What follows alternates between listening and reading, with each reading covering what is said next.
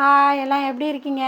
வாங்க இன்றைக்கி என்ன ரெசிபி செய்யலான்னு பார்க்கலாம். அம்மாவே சொல்லுவாங்க, வாங்க பார்க்கலாம். அதுக்கு முன்னாடி வாழ்த்து சொல்லிடலாமா? சொல்லிடுவோம்மா. விஸ்வாங்கிறவங்களுக்கு பிறந்த நாள்னு சொல்லியிருக்காங்க. அவங்களுக்கு எந்த நோய் நொடியும் இல்லாமல் அவங்க வாழ்க்கையில் சந்தோஷமாக இருக்கணும்னு இந்த பாட்டி மனமாற வாழ்த்துறேன். அப்புறம் ஸ்ரீ சலான்கிறவங்களுக்கு சீக்கிரமே கல்யாணம் ஆகணும் அப்படின்னு சொல்லியிருக்காங்க. அவங்களுக்கு நல்ல மணமகளாக அமைஞ்சு நல்லபடியாக கல்யாணம் நடக்கணும்னு இந்த பாட்டி மனமாற வாழ்த்துறேன். சீக்கிரம் கல்யாணம் நடக்கும். அப்புறம் வந்து கிஷோர், ஆனந்த், நந்தகுமார் அப்படின்னு அவங்களுக்கு வேலை நல்லபடியாக அமையணும் அப்படின்னு சொல்லியிருக்காங்க. அப்படியா? நீங்கள் நினச்சபடி உங்களுக்கு வேலை கிடச்சி நீங்கள் வாழ்க்கையில் முன்னேறணும்னு இந்த பாட்டி மனமாற வாழ்த்துறேன். அமோகமாக இருப்பீங்க. சரி, வாங்க வீடியோக்குள்ளே போகலாம். நாங்கள் எல்லாம் நல்லா இருக்கீங்களா? நாங்கள் சோள மாவு வச்சு இன்றைக்கி ஒரு முறுக்கு செய்வோம். வாங்க, அளவெல்லாம் பார்த்துக்கலாம். அளவு பார்த்துங்க. இந்த ஒரு கப்பு சோள மாவு, ஒரு கப்பு போடுறேன். சோளம் வாங்கி காய வச்சு மிஷினில் அரைச்ச மாவு தான் அது சோள மாவு. அது சோள மாவு, இது அரிசி மாவு. இது ஒரு கப்பு, அது ஒரு கப்பு போடுறேன். ஆமாம், ரெண்டும் ஒவ்வொரு கப்பு போட்டிருக்கோம். சீனி கொடுமா கொஞ்சம். இந்தாங்க. இந்த பாருங்க, இவ்வளவுதான் சீனி. கொஞ்சமாக தான் போடணும், இல்லைன்னா செவந்து போயிடும். ஒரு 4 ஸ்பூன் போட்டிருக்கேன். அதை கொஞ்சோண்டு தண்ணியை ஊற்றி இதை கரைச்சி ஊற்றணுமா. எள்ளு போடுறோம் பாருங்க. எள்ளு 1 ஸ்பூன் போட்டுக்கிறாங்க. இந்த போடுறேன் எள்ளு. போகிறோம். இப்போ இந்த சர்க்கரையில் நான் தண்ணியை ஊற்றி வச்சுருக்கேன் கரைச்சி ஊற்றிக்கிறதுக்கு. கரண்ட் இல்லை. கரண்ட் இருந்ததுன்னா நீங்கள் வந்து மிக்சியில் பவுட்ரு பண்ணி போட்டுக்கலாம்.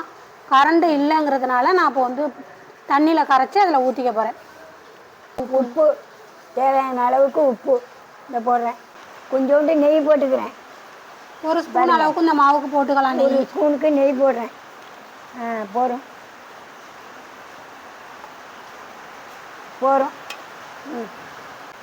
எல்லாத்தையும் கலந்துக்குவோம். நல்லா கலந்துக்குவோம். எல்லாத்தையும் நல்லா கலந்து விட்டுறலாம். ஏலக்காய் பொடி போடலாமா? ஏலக்காய் பொடி எங்கம்மா? இதாங்க. சுக்குனூண்டு ஏலக்காய் பொடி போடுறேன். நல்லா பவுட்ரு பண்ணியிருக்கோம், அதை போட்டுக்கணும். ஏலக்காய் பவுட்ரு போட்டிருக்கேன். மாவு நல்லா கலந்தாச்சு. இப்போ சர்க்கரையை கரைச்சி விட்டு ஊற்றிக்கிறாங்க. ஆமாம், கரைச்சி ஊற்றிப்போம். சர்க்கரையை நல்லா கரைச்சி ஊற்றியாச்சு. அவ்வளோதான். தண்ணி ஊற்றி முறுக்கு மாவு மாரி பிணைஞ்சிக்கணும். பிணைய விட்டு காட்டுறேன் பாருங்கள். அடுப்பை பற்ற வைமா. சரி. எப்படி புரிஞ்சிருக்கான்னு பாருங்கள். பாட்டி என்னம்மா புரிஞ்சிருக்கேன்னு பாருங்கள் எப்படி இருக்குன்னு. இதை போடுமா எண்ணெயில். இது மாதிரி எத்தனை போட முடியுமோ எண்ணெய் சட்டியில் அது மாதிரி புழிஞ்சிக்கலாம். அப்போ தான் நம்ம டக்கு டக்குன்னு எடுத்து போட்டுக்கலாம். அதுக்காக நம்ம 3 தான் போடலாம். அதில் சின்ன எண்ணெய் சட்டி தானே வச்சுருக்கோம், 3 தான் போடலாம். எண்ணெய் நல்லா காஞ்ச உடனே போட்டுக்கலாம்.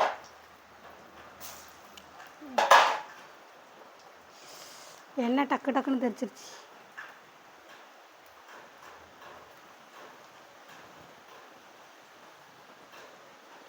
கொஞ்சம் வெந்த உடனே பரட்டி விட்டுக்கலாம்.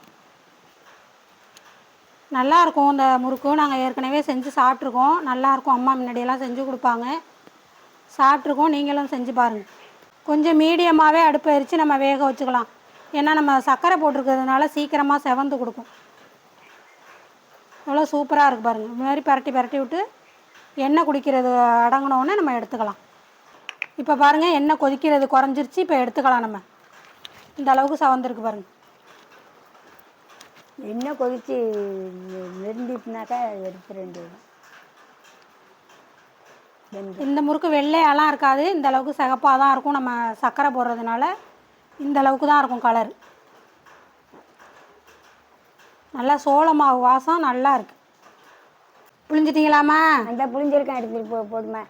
இந்தா போடு.